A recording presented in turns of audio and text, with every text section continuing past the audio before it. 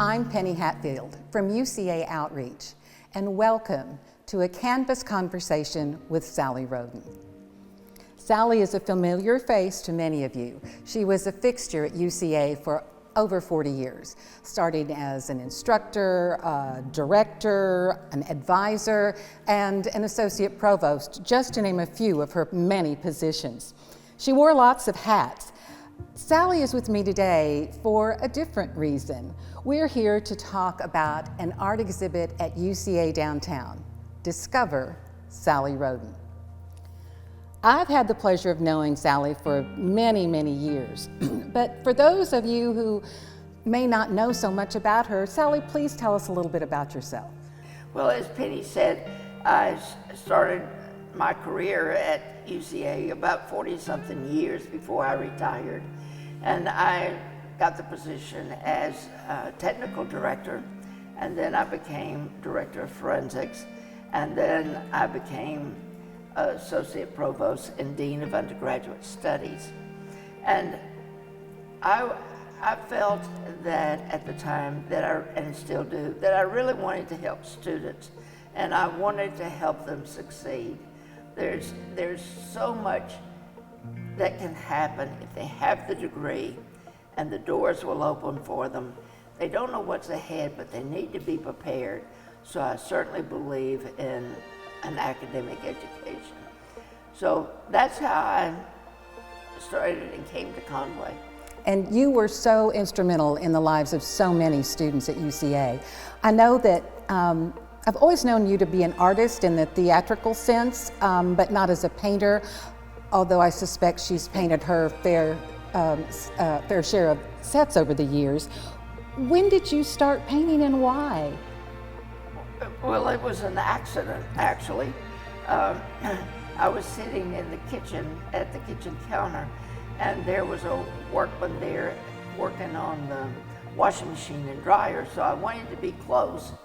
And so there was a piece of paper on the counter, and I was bored, and there was a little Charlie dog, who was a miniature Australian Shepherd, was sitting close to me. And so there was a pencil and a piece of paper, and I just sort of sketched it. And it began to look like a dog, and it began to look like Charlie dog. And I went, how did this happen? Sort of. So, yeah, when Mary came in, Dr. Mosley came in, and she saw it, and she said, that looks good, you know. And then the kids came in, and they saw it, and they said, did Walter do this? And they said, no, I did. So some time passed, and then I got a birthday gift from Molly for some art lessons at Art on the Green. So I called Bonnie McKay, who was the art instructor, asked her what to bring, and she said, bring primary colors and a couple of brushes. So I took my little sack and a canvas, and she said, bring a picture. So I took it and I set up at Art of the Green, and then she said, paint that. And I went, paint it? How do you do that? So I just started with some colors, and the picture I had was of a hummingbird and on azalea plants. And so the azaleas pink, but they're different pinks, different colors, different shades. And so I began to do the different colors, and pretty soon it looked like a flower, and then I tried to do my little bird with different colors, and it looked like a little hummingbird on a flower, and I went, oh my gosh, I did that. How did I do that? And so the next week she said, bring another picture, and this is how it started. But what does the first brush stroke look like? I mean, I know you have a picture there, but where do you start? There are no numbers that tell you where to begin. How do you know where to start? That was my question too. How do you start? And she said, just put some paint on the canvas, and then you start working with that color, and then you add different colors to it, and pretty soon it begins to look like something, and it evolves, and you go, oh my, look at this. Like, I don't set out and go, it's gonna look just like this. you gradually add the strokes to it, and then it begins to take form. And that's all I know what to say is that. So when you've got all these different colors, you've got dark and light, is it easier to make something lighter or darker? It just depends, because in trying to get perspective, and you're trying to do distance, you have to use different shades. Like at the horizon, it's a certain color, but as the sky goes up, it's a different color. So when you may start with a darker color and then go to a lighter color, but in the water, you might, on the far side, it might be darker, and you come lighter towards you, because that darkness gives it the distance. See? So since you've taken up painting, do you look at things differently? Of course, you look at more details. I use the example, say, of this brick behind you. If we were going to paint that brick, it's all different colors. It's not one color.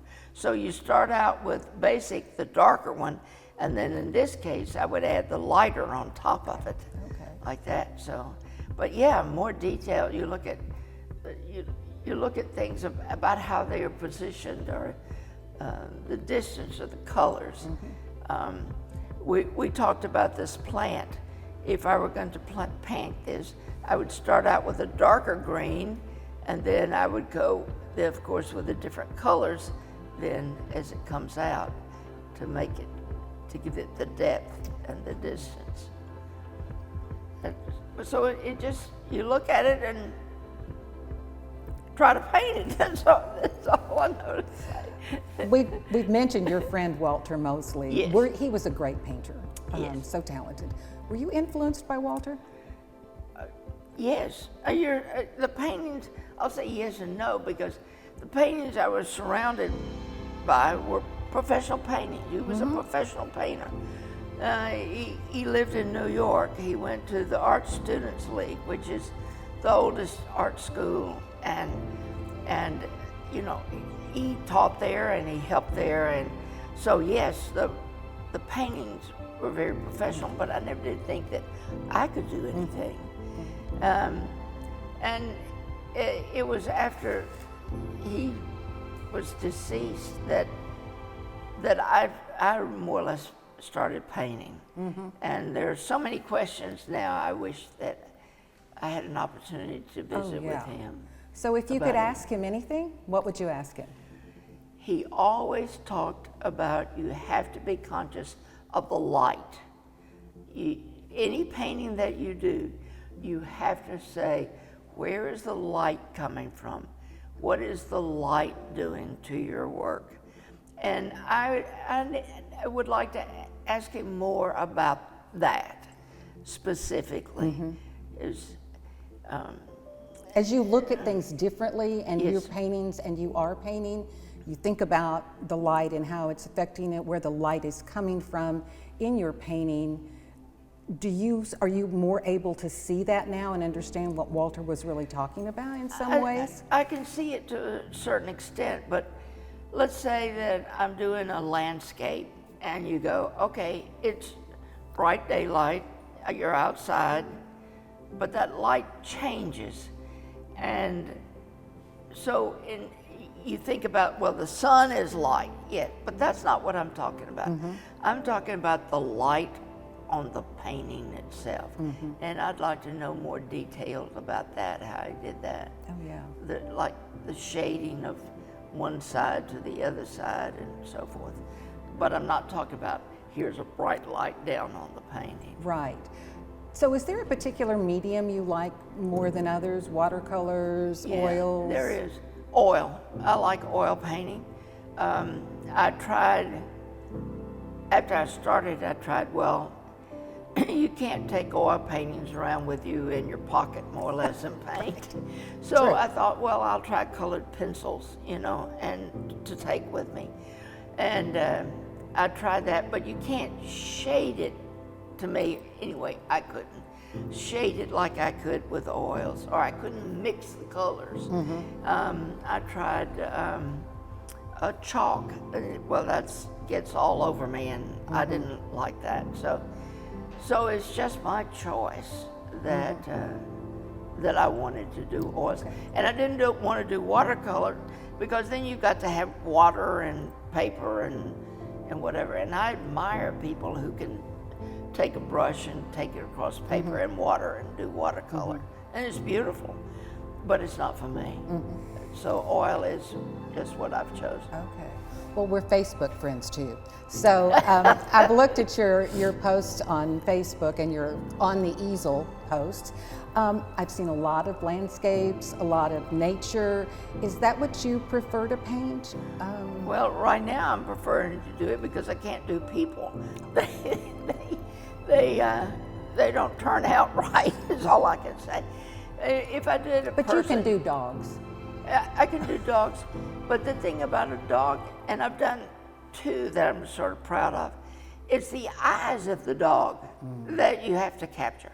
And to me, doing a person, it's your eyes that you have to capture.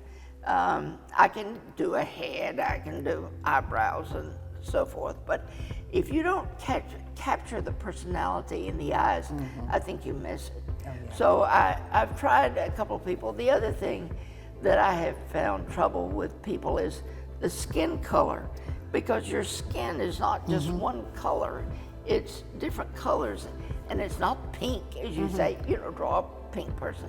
It's not, in our case, it's not sunburn, whatever. And so I can't draw people, or I can't paint people right now. Maybe sometime in the future, but right now I'm satisfied with waterfalls. I love waterfalls. I love to see if I can make the water move. And that's a very difficult kind of thing, because you're painting water on a flat canvas, but when somebody looks at it, it needs to move. Yeah. So that's very difficult. That's tricky. So I'm learning. I'm still learning. Well, yeah, that's great. So do you paint from memory? Do you paint from a picture that you've got? Well, mainly I paint from pictures, because in COVID, and that's more or less when I started painting, you didn't go out, and so I just started painting from pictures. Although Walter said you should never paint from a picture because you don't have the 3-dimension to look at and everything. But for me, it's been convenience, for one thing. I have painted outside, and then you have to take everything with you and so forth. So I've just set up, actually I use a table, easel, and like a desk, so I sit at my desk with my easel, and I have my stuff right there, and so then I paint from a picture. Now, when you say paint from a picture, it might be me studying it. Like if we were not doing anything right now, I might be looking at a picture and say, okay, when I paint it, I need to think about this, this, and this, or this color. And so then when I go to the canvas, I can reproduce it. So it's not like going, back and forth from a picture like that. So what happens when you paint? Is it Zen-like? Do you sort of go someplace else, or maybe into the painting? I don't know. Well, for people who enjoy music, who sit down and play the piano or any instrument, you get lost in the music. You become part of the music. It's the same way with the painting. Time just passes, and you don't realize that you've been sitting there for so long painting, until your back might tell you you might need to move a little bit. But yeah, you just get involved in it, and you go, okay, now I want to do one more stroke here. Okay, now I need to do, if I did this, then I need to do this. So one thing sort of leads to another. How do you know when a painting is finished? I don't think it's ever finished. Okay. I think there's always something else that you can do to it or go back to it, but you can finish it for the moment and say, okay, I'm ready to go on to something else. So when you paint, do you let things marinate for a while, then come back, work on it a little bit longer? or Well, you just know when you're there done? again, it's like if I paint, but then if I want to go do something else, I'll go do it, and then I come back.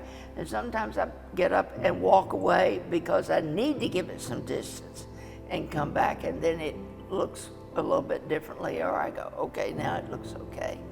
A painting for me will take maybe a week, sometimes 2, depending on the painting.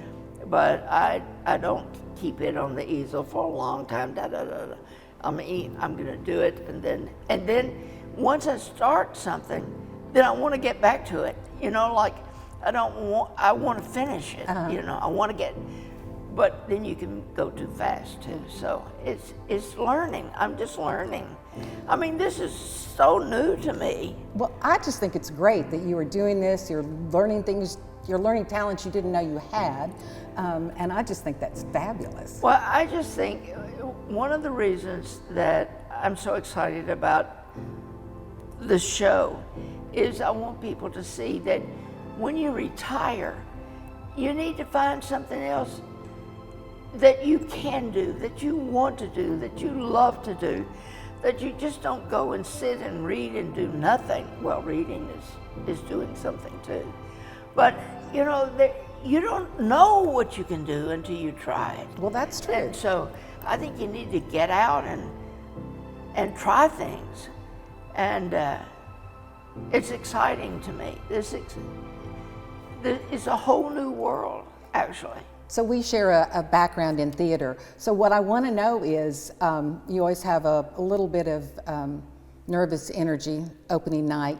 Do you have some nervous energy about this exhibit? Well, of course, because it's part of you. Mm-hmm.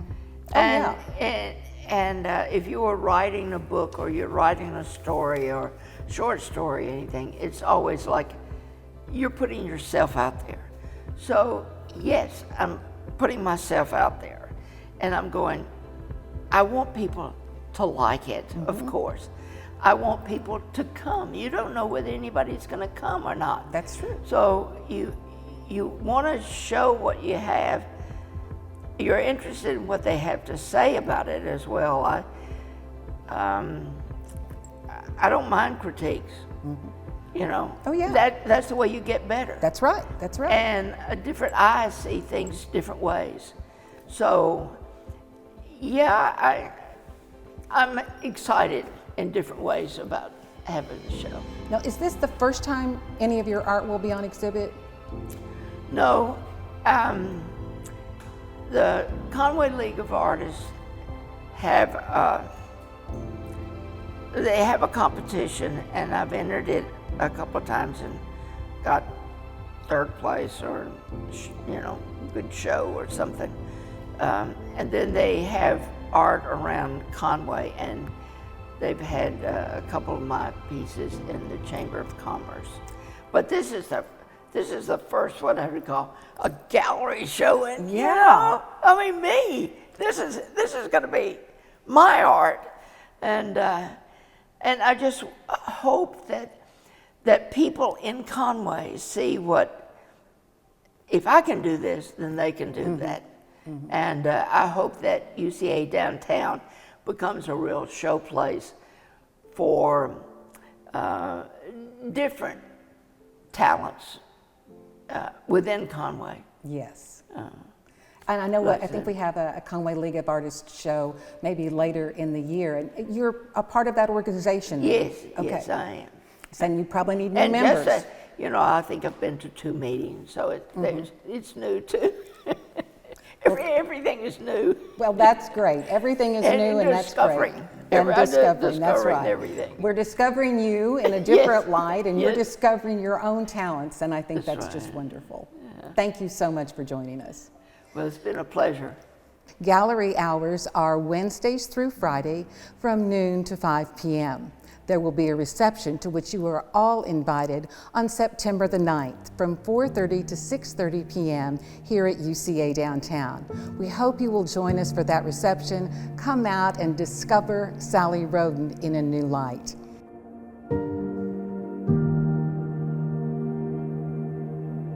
you.